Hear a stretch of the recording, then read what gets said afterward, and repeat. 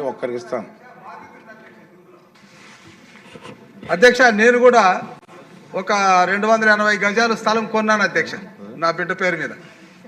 కొనేటప్పుడు నేను చూసింది ఏంటంటే ఉడా రిజిస్ట్రేషన్ చేసినటువంటి వ్యక్తి దగ్గర కొన్నాను అధ్యక్ష.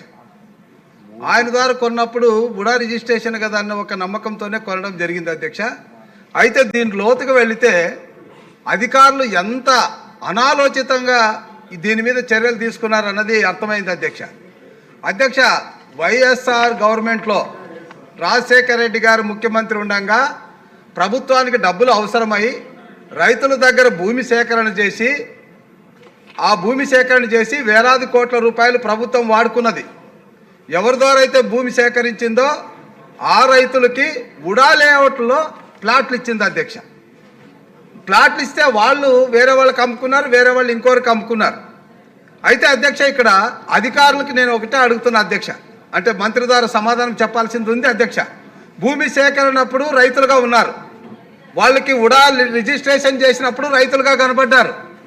కానీ 4-5 సంవత్సరాల తర్వాత రైతులు బినామీలుగా మారారు, బోగస్గా మారారు, అంటే వాళ్ళు లేరంటున్నారు.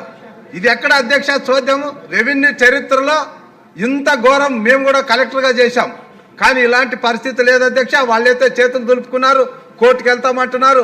ఇప్పుడు ఉడా మీద ఉన్నటువంటి నమ్మకంతో కొన్నటువంటి థర్డ్ పార్టీ ఎందుకు బలి కావాలన్నది ఇందులో ఆలోచించాల్సినటువంటి అధ్యక్ష.